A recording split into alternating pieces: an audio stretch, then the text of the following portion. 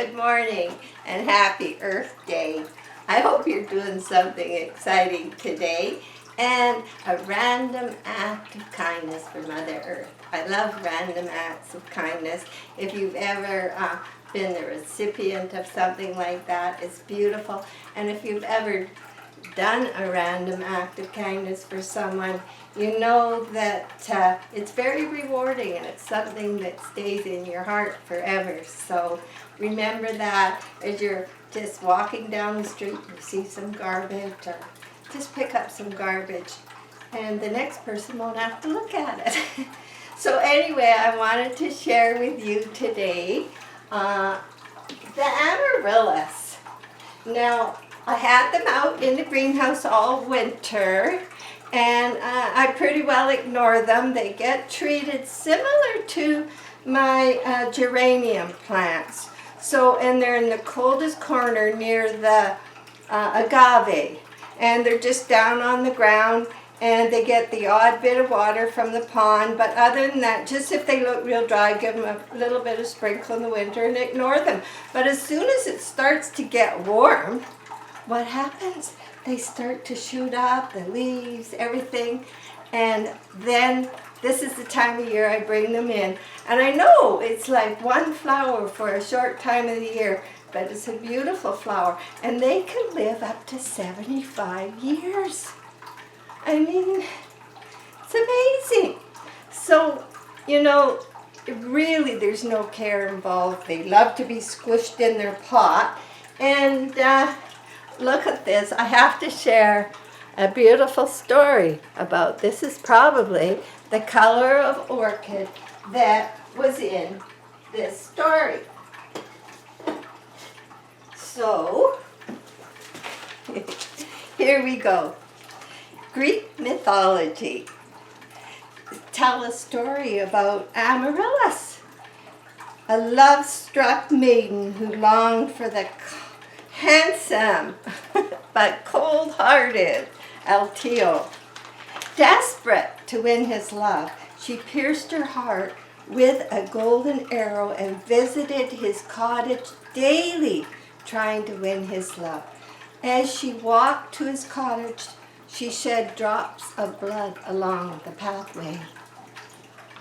On the 30th day, beautiful scarlet blooms came along the pathway, and Altio was so enamored with the beauty Amaryllis, his heart was healed and beautiful, and he fell in love with her, and therefore the Amaryllis. I think they changed the name of the Amaryllis later in the 1800s, but I like the story. I don't know what women don't do. Sorry, gentlemen, I know we all go through our trials and tribulations. But, so anyway, I wanted to share them. I brought them in here so we can enjoy them. It's been cooler, so I'll give you a close-up of this one. I mean, look at this. There's one more gonna bloom. So, I know, it's beautiful. And I brought all the orchids that are in bloom in here to sort of share the spotlight this morning for our visit. So, deep purple up here. She was in, like the spike was in full bud in the middle of December. And then the flowers started coming out. So here we are, almost the end of April. And she has 3 more, that's 13 flowers. And she's very happy. None have fell off yet. It's beautiful. And Moonglow, who we took the keiki off, she has lost a couple of flowers, but the final ones have come out. She's still happy. Her baby's in the nursing station in the kitchen.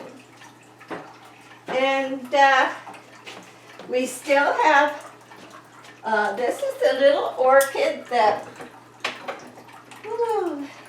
This is the one I did for the Salmon Arm Garden Club. So if you repot when they're in bud and they're in bloom, and you have picked a healthy plant, they can survive. And I was reading a large scientific journal about a bunch of experiments were done about potting media. And the funny thing was, most potting medias, upon changing, reacted the same. They take about a year to really get used to their new media, and that's the time when you don't want overwater or underwater, and you're more carefully watching them for a while. But some you find they just dig right in and they're as healthy as anything. And there's others that seem to limp along for a while, but they will come. And just watch your media, you know, even the day before, like watering days tomorrow. So if I was concerned one might be dry, if I dumped out all the bark or 3/4 of the bark, leave the plant how it is. It'll fall out, it's so light. And just see how dry it is in there. Because some of the smaller pots will need a little bit more water halfway.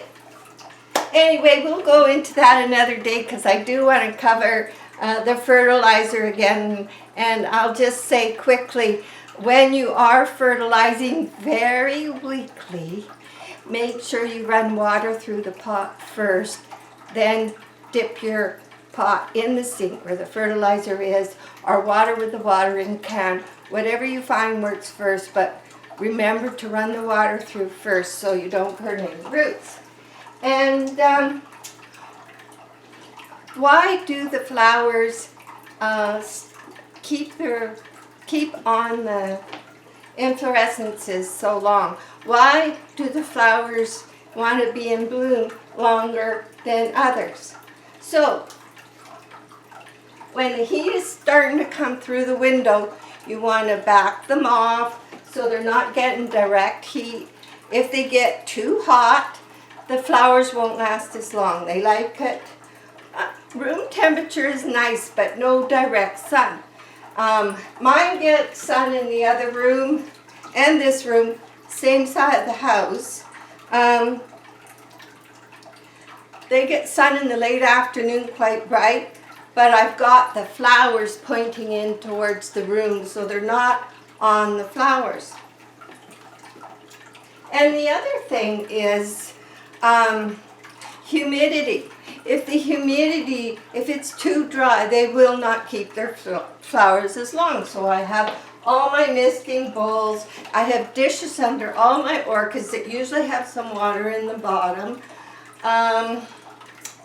So humidity also, even if you keep it around 50, they'll be happy. But if it gets too dry, the flowers won't last as long.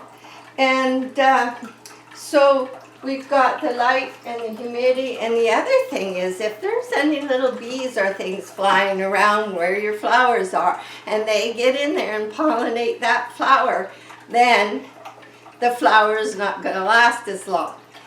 Plus, don't forget about the gas from fruit, because if you're keeping fruit near your orchids, smoking cigarettes, a gas stove, I have a gas stove, but I don't let it get fumy.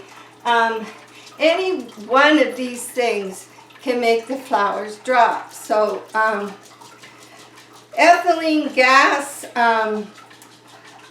I try to empty my compost like every second day, because it's under the sink in one of those compost bins. So I keep that because there's always orange peels and fruit peels and different things. So those too can set it off.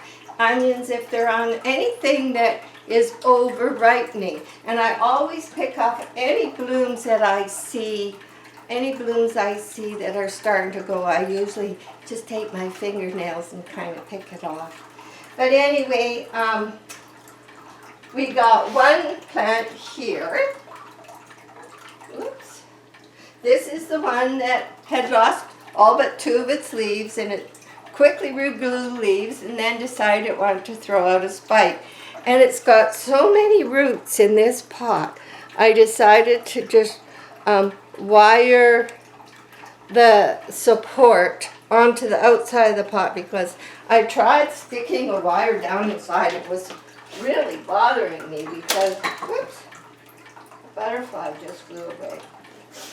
It was really bothering me because I thought I was jabbing roots and I didn't want to do that. So Jack has taken a bunch of metal clamps and he's just soldered some wires on so I can just clamp them onto the side of the pots, and it works.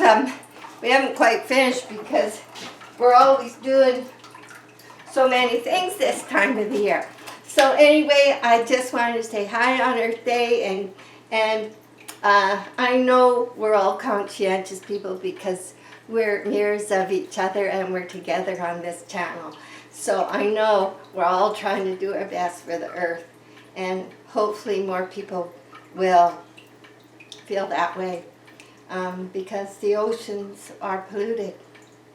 Even our lake here in Salmon Arm, if you walk down on the trail, the stuff that comes in from people with floats and boats and everything, the garbage is amazing. You know, we have to be more thoughtful because it's our children that are going to have the results of all this. So enough of that, and have a wonderful day, and thank you for joining me, and thank you for the comments, and I'll get back to you sooner next time. We got some funny things happening, so I'm sure you'll enjoy them when I show you. Okay, bye for now.